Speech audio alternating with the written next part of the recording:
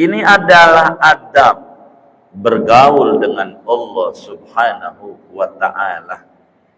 Wal qiyasu anil khalqi, tidak berpatokan, tidak berpegangan, tidak nyandar ama makhluknya. Begitu. Apakah sama jabatan pasti bakal stres kalau dia nggak jadi. Apakah dia ama apa saja dah bergantung ama makhluk, pasti bakalan kecewa. Maka bergantung sama Allah, sabab makhluk, tapi bergantung kepada musabbibul asbab, dialah Allah Subhanahu wa ta'ala. Yang bergantung sama Allah, bagaimana kucing masih hidup padahal kerjaan enggak punya, kantor enggak ada, karena dia bergantung sama Allah. Padahal sama air takut, rezekinya ada di air, masih hidup sampai sekarang karena ngarepnya sama Allah. Lihat manusia yang ngarepnya makhluk, sama jabatan ngadepin pensiun stres, ngadepin corona dia stres. Kenapa? Karena ngarep sama makhluk, dan itu bukan akhlak yang baik di mata Allah Subhanahu wa ta'ala. Ke-12, adab kita al-khudu' tahtal haibah. Kita kudu tunduk hati kita dalam rangka takut kepada Allah Subhanahu wa ta'ala. Hidup jangan sombong. Yang sombong juga mati kayak Fir'aun. Korun mati juga, yang duitnya banyak, sombong mendem. Apatah lagi kita punya motor satu butut, sombong mau ngapain? Begitu. Jagoan, ya Allah, sama sakit gigi aja nangis, itu jagoan. Begitu. Apalagi kita yang bukan jagoan. Begitu. Jadi kita kudu tunduk sama Allah. Jangan kita sombong dalam kehidupan. Sebab itu tidak benar. Begitu, tidak benar. Kita hidup di bumi, maka akhlak kita namanya ngasor, membumi. Jangan gaya kita ngelangit. Apa karena keturunan kita? Apa karena harta kita? Apa karena ilmu kita? Apa karena jabatan kita? Jangan ngelangit. Udah ngasor aja. Kudu rendah hati. Karena itulah adab. Man tawadhu'a rafa'ahullah. Siapa yang rendah hati ditinggikan derajatnya oleh Allah. Orang yang tidak rendah hati sulit untuk tinggi derajatnya. Karena dia adabnya salah. Yang sombong adalah Allah. Boleh karena semuanya milik dia. Kita mah barang titipan, enggak perlu disombongkan. Ujungnya habis juga. Maka tawadhu'lah kita di dalam rangka takut kepada Allah Subhanahu wa ta'ala.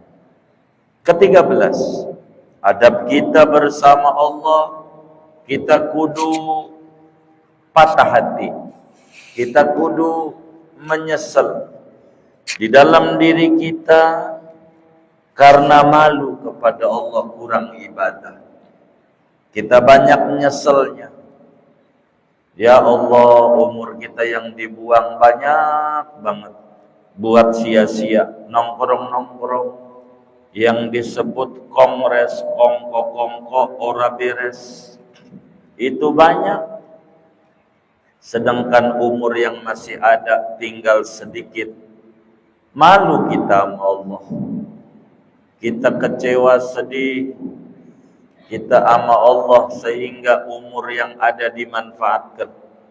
Andai kita ibadah banyak, kita pun juga masih merasa dikit. Karena kekuatan yang ada Allah beri kepada kita. Kita kudu malu karena banyak teledor kita dalam ibadah kepada Allah. Ibadah kita masih pas-pasan, tapi pengennya diberikan rezeki berkelimpahan. Ini namanya enggak benar. Maka kita jangan banyak menuntut Allah, tapi tuntut diri kita untuk mengakui kekurang maksimalan kita dalam ibadah kepada Allah. Assalamualaikum warahmatullahi wabarakatuh. Bismillahirrahmanirrahim. Alhamdulillahi rabbil alamin. Wassalatu wassalamu ala sayyidina Muhammadin wa ala alihi wa sahbihi ajma'in. Wa itharul haqqi 'alal batil. Dan kesepuluh yaitu mendahulukan yang benar, 'alal batil, menanggalkan atas kebatilan. Wal iyasu anil khalqi, ke-11, putus pengharapan daripada makhluk. Wal khudu'u tahtal haibati, ke-12, ketawaduan, tunduk hati di bawah haibah, rasa takut kepada Allah. Wal inkisaru tahtal haya, dan terpecahnya hati di bawah rasa malu kepada Allah. Wasukunu an hiyalil kasbi siqatan bid-dhamani. Dan ke-14, tenangnya hati daripada berbagai upaya-upaya usaha karena percaya penuh dengan jaminan Allah. Wa tawakkulu ala fadlillahi ta'ala, dan bertawakal atas kurnia Allah. Ma'rifatan bihusnil ikhtiyari, karena mengenal dengan bagusnya ikhtiar. Wa hadza kulluhu yanbaghi an yakuna syi'aruka fi jami'i lailika wa naharika. Dan ini seluruhnya seyogianya bahwa ada syiarmu pada seluruh malam dan siangmu. Fa innaha adabus suhbati ma'a sahibin la yufariquka. Dan yang demikian itu adab-adab bersahabat bersama sahabat yang tidak pernah berpisah dengan kamu. Wal khalqu kulluhum yufariqunaka fi ba'di awqatika. Sedangkan makhluk seluruhnya yaitu berpisah denganmu pada sebagian waktumu. Wallahu a'lam bishawab. Segini, saudara sekalian yang mulia, tidak ada yang paling baik kepada kita kecuali hanya Allah Subhanahu wa ta'ala. Tidak ada yang paling sayang kepada kita kecuali hanya Allah. Kita tidak minta ada, Allah cipta dengan rahman rahimnya kita menjadi ada. Sesudah ada, Allah urusin dan openin kita. Meski kita kurang ibadah, akan tetapi Allah masih terus memberikan rezeki kepada kita.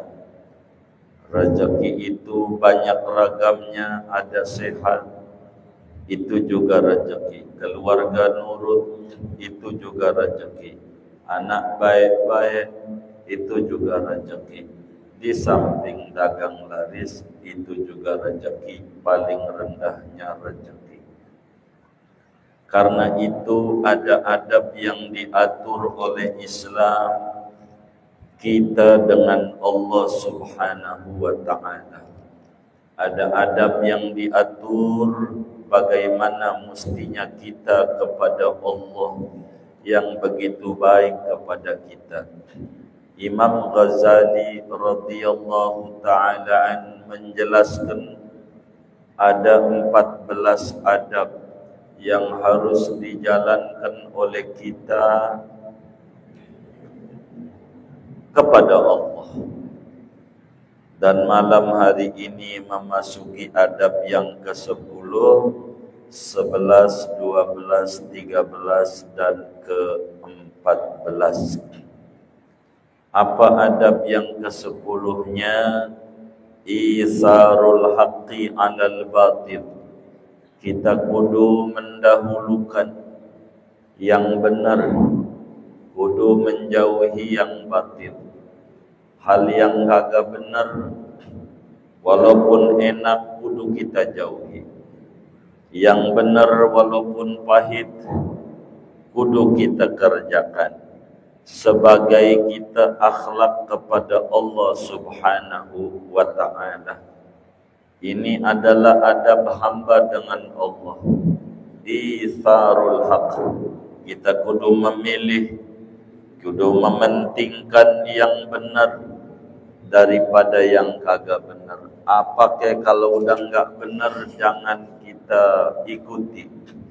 Apatah lagi kita berada di akhir zaman, di mana orang lebih senang sibuk memperbincangkan nasab orang lain, tidak memikirkan nasib dirinya, apa bahagia nanti dikubur di akhirat atau sengsara. Maka kita kudu benar-benar mana hak adalah hak, mana batil adalah batil. Hal-hal yang membuat kita menjadi jauh dengan orang soleh, maka itu adalah harus kita tinggalkan karena itu kebatilan. Ini namanya disebut bergaul dengan Allah. Begitu kita berbicara uang, kalau uang haram mau banyak apatah lagi dikit kita pantang. Inilah namanya isarul haq. Kita kudu mendahulukan yang hak. Jangan sampai kita bawa pulang yang kagak benar, yang akibatnya meracuni keluarga dan anak-anak kita, akan berperilaku menyimpang adanya. Gara-gara apa? Gara-gara kita tidak mengerti adab, sehingga kita mengedepankan yang batil, bukan mengedepankan yang hak. Inilah yang disuruh oleh agama. Ke-11, adab kita bersama Allah, al-iyasu anil khalqi. Kita kudu putus asa dari makhluk. Jangan banyak ngarep sama orang. Kalau kita banyak bergantung ngarep sama orang, sama makhluk, sama kerjaan, sama jabatan, pasti kita bakalan kecewa. Sebab yang namanya makhluk adalah hamba yang dhaif. Maka ngarepnya sama Allah Tuhan yang maha kuat, yang maha kuasa. Orang miskin tidak boleh mengetuk pintu rumah orang-orang miskin. Enggak benar. Yang benar orang miskin kudu banyak berharap kepada orang kaya. Jangan ngemis kepada yang miskin lagi.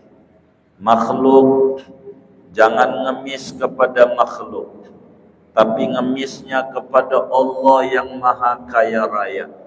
Ketuklah pintu kemurahan Allah. Jangan banyak berharap kepada makhluk. Banyakin baca surat Al-Ikhlas agar supaya masuk di hati kita Allahus Samad. Allah tempat bergantung hajat kita, bukan makhluk Allah. Bukan makhluk Allah. Seringkali kita dibuat kecewa oleh makhluk Allah. Tapi kalau kita ngarepnya sama Allah, Allah tidak pernah menelantarkan kita. Allah tidak pernah mengecewakan kita. Semua yang buruk karena akibat ulah daripada diri kita. Maka seorang hamba bersama Allah harus banyak berharap kepada Allah. Jangan kepada makhluk. Dalam apa saja. Sampai Allah mengata kepada Nabi Musa alaihi salam, "Ya Musa, salni hajata hatta milha baitika. Musa, ente minta sama saya apa aja kebutuhanmu. Hatta garam di dapur yang ente enggak punya, minta mane. Minta mane. Minta aja kita. Enggak usah pakai bahasa Arab. Pakai bahasa kita Allah ngerti, ngomong aja ya Rob. Beras ini pendaringan kosong ya Rob. Bocah lagi ini mau bayaran sekolah. Mana motor lagi BPKB-nya ini udah mau mati ya Rob bagi. Ngomong aja sama Allah. Nanti Allah kasih jalan sebab dari makhluk. Jangan bergantung sama makhluk. Berapa banyak orang yang dibuat kecewa karena dia bergantung kepada makhluk Allah. Tapi bergantunglah sama Allah. Adapun nama makhluk putus asa. Biasa saja.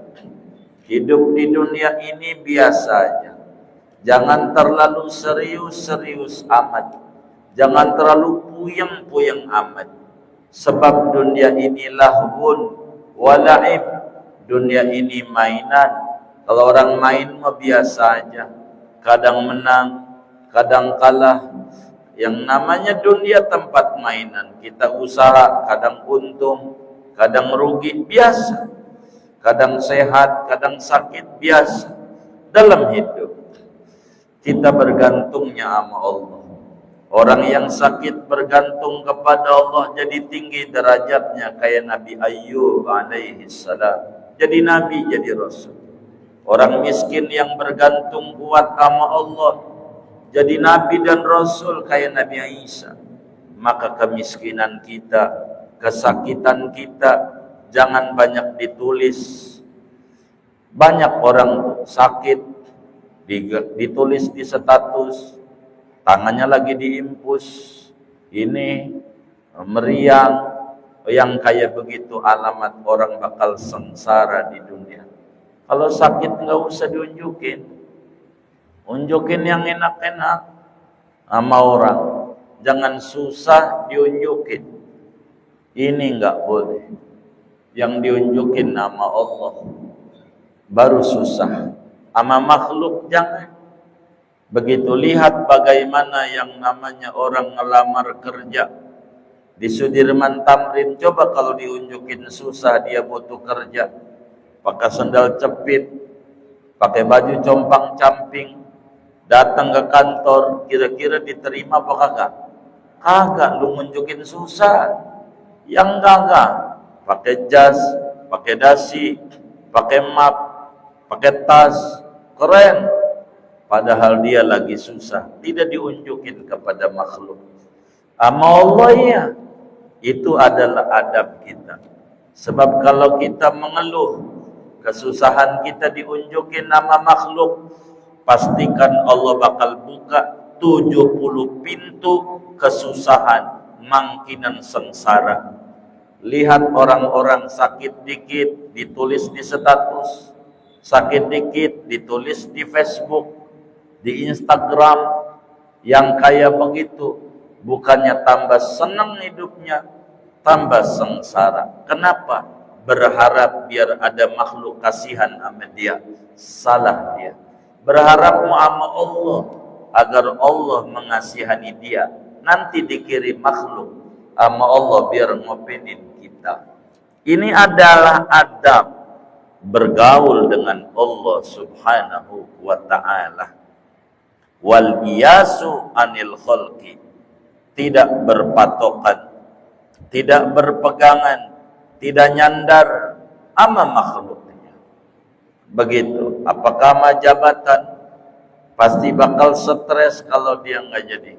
Apakah dia sama apa saja dah bergantung sama makhluk, pasti bakalan kecewa. Maka bergantung sama Allah, sabab makhluk, tapi bergantung kepada musabbibul asbab. Dialah Allah subhanahu wa ta'ala. Yang bergantung sama Allah, bagaimana kucing masih hidup, Padahal kerjaan nggak punya, kantor nggak ada, karena dia bergantung sama Allah. Padahal sama air takut, rezekinya ada di air, masih hidup sampai sekarang karena ngarepnya sama Allah. Lihat manusia yang ngarepnya makhluk, sama jabatan ngadepin pensiun stres, ngadepin corona dia stres. Kenapa? Karena ngarep sama makhluk, dan itu bukan akhlak yang baik di mata Allah Subhanahu wa ta'ala. Ke-12, adab kita al-khudu' tahtal haibah. Kita kudu tunduk hati kita dalam rangka takut kepada Allah Subhanahu wa ta'ala. Hidup jangan sombong. Yang sombong juga mati kayak Fir'aun. Korun mati juga yang duitnya banyak, sombong mendem. Apatah lagi kita punya motor 1 butut, sombong mau ngapain? Begitu. Jagoan, ya Allah, sama sakit gigi aja nangis. Itu jagoan. Begitu. Apalagi kita yang bukan jagoan. Begitu. Jadi kita kudu tunduk sama Allah. Jangan kita sombong dalam kehidupan. Sebab itu tidak benar. Begitu, tidak benar. Kita hidup di bumi, maka akhlak kita namanya ngasor, membumi. Jangan gaya kita ngelangit. Apa karena keturunan kita? Apa karena harta kita? Apa karena ilmu kita? Apa karena jabatan kita? Jangan ngelangit. Udah ngasor aja. Kudu rendah hati. Karena itulah adab. Man tawadhu'a rafa'ahullah. Siapa yang rendah hati ditinggikan derajatnya oleh Allah. Orang yang tidak rendah hati sulit untuk tinggi derajatnya. Karena dia adabnya salah. Yang sombong adalah Allah. Boleh karena semuanya milik dia. Kita mah barang titipan, nggak perlu disombongkan. Ujungnya habis juga. Maka tawadhu'lah kita di dalam rangka takut kepada Allah Subhanahu wa ta'ala. Ke-13, adab kita bersama Allah, kita kudu patah hati. Kita kudu menyesal di dalam diri kita karena malu kepada Allah kurang ibadah. Kita banyak nyeselnya. Ya Allah, umur kita yang dibuang banyak banget buat sia-sia, nongkrong-nongkrong yang disebut kongres, kongko-kongko, ora beres. Itu banyak. Sedangkan umur yang masih ada tinggal sedikit. Malu kita sama Allah. Kita kecewa, sedih kita sama Allah sehingga umur yang ada dimanfaatkan. Andai kita ibadah banyak, kita pun juga masih merasa dikit. Karena kekuatan yang ada Allah beri kepada kita. Kita kudu malu karena banyak teledor kita dalam ibadah kepada Allah. Ibadah kita masih pas-pasan, tapi pengennya diberikan rezeki berkelimpahan. Ini namanya enggak benar. Maka kita jangan banyak menuntut Allah, tapi tuntut diri kita untuk mengakui kekurang maksimalan kita dalam ibadah kepada Allah. Dalam hadis qudsi dijelaskan, ana indal munkasirati qulubuhum li ajli. Aku di sisi hamba-hamba yang hatinya patah karena malu kepadaku, malu sedikitnya ibadah kepada Allah. Dari 24 jam yang diberikan, berapa menit untuk ngebet Al-Quran, berapa menit untuk ibadah, berapa menit untuk baca sholawat? Coba dicek agar supaya muncul hitung-hitungan kita sebelum kita wafat, sehingga muncul kita kesadaran betapa kita teledor di dalam bersembah sujud kepada Allah Subhanahu wa ta'ala. Yang ke-14, as-sukunu an hiyalil kasbi siqatan bid-dhaman. Kita lah kudu tenang hati kita, meski badan capek bekerja nyari duit, hati kudu tenang. Rezeki dijamin sama Allah. Kalau bagian kita enggak bakalan kemana. Kalau memang itu rezeki kita, mesti bakal balik sama kita, walaupun di tengah laut. Kalau bukan rezeki kita, udah di depan kita dimakan kucing, emang itu bukan rezeki kita. Maka hati kita kudu tenang, enggak usah ngoyo dalam hidup. Waktunya kerja, kerja. Waktunya ibadah, ibadah. Waktunya ngaji, ngaji. Waktunya mancing, mancing. Hidup ini nyantai, enggak usah ngoyo-ngoyo. Sampai pala jadi kaki, kaki jadi pala, enggak ketemu zuhur, asar, maghrib, isya, subuh, buat apa? Mau nyari duit buat siapa? Buat bini yang bakal masuk surga kita kagak. Buat anak-anak yang kalau kita mati belum tentu ingat kita, bahkan rebutan harta kita. Jadi kita waktunya kerja-kerja, waktunya istirahat-istirahat. Jangan ngoyo dalam hidup. Ngoyo itu enggak benar. Kita kudu yakin ada jaminan rezeki, tapi keyakinan kudu disertai ikhtiar. Burung aja yakin rezeki dijamin oleh Allah, tapi keluar dari sarangnya. Kenapa? Karena wajib ikhtiar. Kita pun juga keluar dari rumah sebagai bentuk ikhtiar, tapi yakini rezeki itu datangnya dari Allah. Yang datang ke warung kita pembeli, itu Allah yang gerakin hatinya. Terima kasihnya sama Allah yang datengin orang-orang datang ke warung kita. Semuanya Allah. Maka penting kita di dalam kita bergaul dengan Allah Subhanahu wa taala, yakin. Kata Allah dalam hadis qudsi, ya ibadi li alaika faridatun walaka alayya rizqun. Hambaku, Anda punya tugas-tugas yang kudu dikerjakan, kewajiban kepadaku. Rezeki jaminanku.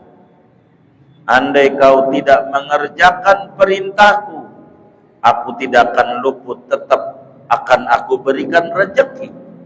Tapi kau dalam keadaan hina hidupnya. Maka kita kudu ada ketenangan jiwa. Minta sama Allah tuma'ninatul qulub. Maka habis salat kita doa, ya Allah, ya nuras samawati wal ardi imla qalbi bi anwari habibikal mustafa. Tuhan yang memberikan cahaya langit dan bumi, isi hati kami dengan cahaya-cahaya Nabi Muhammad. Biar tenang hidup kita, biar tenang. Jangan sampai gundah gulana, jangan sampai stres. Barang yang orang colong ya udah, bukan rezeki kita, tapi di akhirat bakal punya kita. Nggak usah lamun-lamunin. Orang bisanya ngutang doang sama kita, nggak bisa bayar, udah urusan dia. Hidupnya juga paling bakal belangsak kalau di hatinya nggak niat mau bayar utang. Minta aja sama Allah. Anggap aja jenggot dicukur. Jenggot dicukur tuh bukan makin dikit, makin banyak dan lebat. Anggap aja Allah lagi cukur. Udah begitu, biar enggak stres. Daripada bakal ngelamun, miring kanan, miring kiri, miring kiri, miring kanan. Orangnya aja udah ngontrak pergi nggak pakai bilang. Orangnya aja nomor handphone ganti. Mananya nggak kenal kita. Ngapa kita nginget-nginget dia? Salah kita dalam bergaul dengan Allah. Allah Maha Baik. Maka kita kudu as-sukunu an hiyalil kasbi siqatan bid-dhaman. Kita kudu tenang kita punya hati daripada berbagai upaya pala jadi kaki, kaki jadi pala, sehingga enggak keburu ibadah, padahal rezeki sudah dijamin oleh Allah Subhanahu wa taala. Wa ma min dabbatin fil ardi illa 'ala Allahi rizquha. Tidaklah makhluk hidup yang melata di muka bumi, semuanya rezekinya dijamin oleh Allah. Apatah lagi kita manusia, dikasih rezeki oleh Allah Subhanahu wa taala. Cuman ada yang banyak, ada yang dikit. Yang dikit disuruh sabar, yang banyak disuruh syukur. Semuanya bagus di mata Allah Subhanahu wa taala. Kita kudu tawakal, hatinya berserah diri kepada Allah sesudah kita mengenal bagusnya ikhtiar. Sebab Allah adalah Al-Mudabbir, yang maha mengatur, yang maha berencana. Dan kita hanya berencana doang. Tuhan perencana, Tuhan pengatur, kita ikhtiar. Kalau pengen punya anak, ya dia nikah, dia tidur sama bini. Kalau pengen punya duit, ya dia usaha apa kayak usahanya. Begitu ikhtiar. Jangan kita duduk-duduk. Ikhtiar. Apa yang kita dapat dari Gojek kita, itulah bagian kita hari ini. Begitulah kita jadi hamba. Bersyukur sama Allah. Jangan kita mengeluh, sebab keluhan mungkin sedikit melegakan perasaan, tapi pastikan tidak akan merubah keadaan. Jangan mengeluh. Kalau mau ngeluh, kudu tenang. Selama kita masih hidup, rezeki kita masih banyak abrek-abrekan, asal kita masih hidup. Kalau kita udah mati, rezeki kita udah habis. Duit yang di bank-bank itu bukan rezeki kita, rezeki ahli waris kita, yang belum tentu ingat sama kita. Kita yang ditanya di kubur, dia yang senang-senang. Sampai kita nggak ibadah, malah kita rugi. Maka bukan akhlak seorang hamba dengan Allah. Hamba itu kudu tawakal. Kata Nabi dalam hadis Tirmidzi, "Lau tawakkaltum 'ala Allah haqqa tawakkulih la razaqakum kama yarzuqut tayr taqdu khimasan wa taruhu bitana." Andai kamu memiliki ketawakalan yang benar sama Allah, pastilah Allah kasih rezeki kayak burung. Dia usaha juga, pergi lapar pulang kenyang. Sampai anak-anaknya sukses pada bisa terbang semuanya.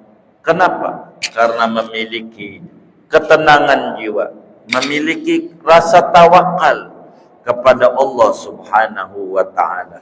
Tawakal itu pasrah hati sesudah ikhtiar. Tapi kalau orang enggak ikhtiar tapi pasrah hati, namanya tawakal. Namanya bukan usaha. Usaha dulu. Sesudah beres usaha, serahkan kepada Allah Subhanahu wa taala. Kita buka warung kita buka dagangan kita, kalaulah dagang, maka serahkan nama Allah untuk mendatangkan pembeli. Allah Maha Baik. Maka yang datang ke warung kita, itulah bagian rezeki kita.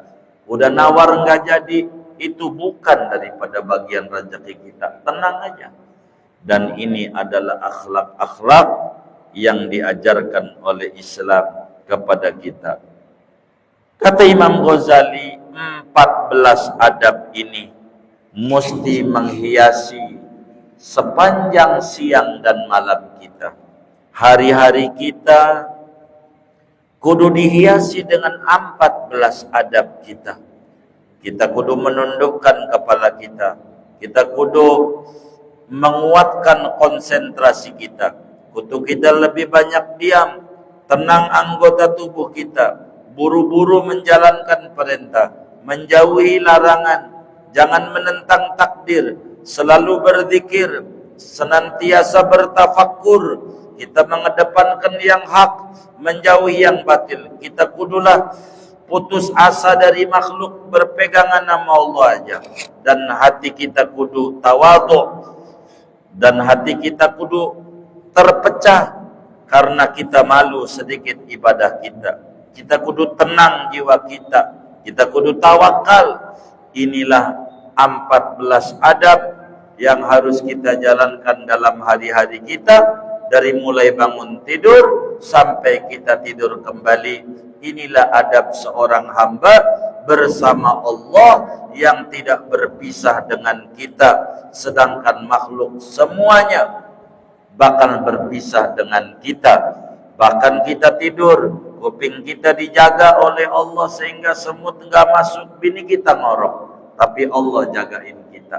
Mulut kita nganga, kecoa enggak masuk, Allah jaga kita. Betapa baiknya Allah dan betapa pentingnya kita menjaga adab hamba dengan Allah. Perilaku inilah yang harus diupayakan oleh kita selama kita masih hidup, selama hayat masih dikandung badan.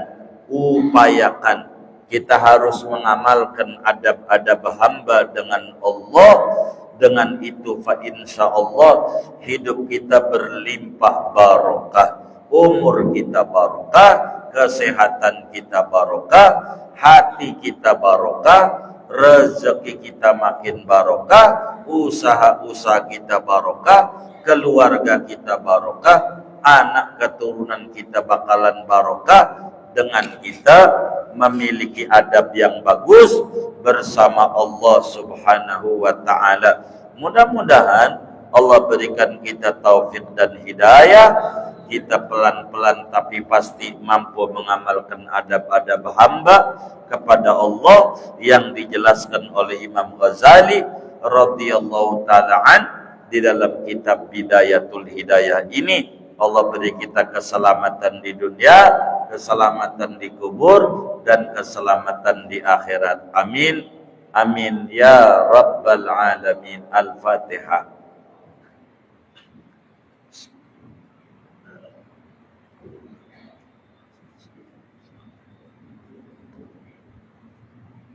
Ada yang ditanya mungkin dari materi ini atau di luarnya, sebelum doa silakan. Kalau tidak ada, doa saja.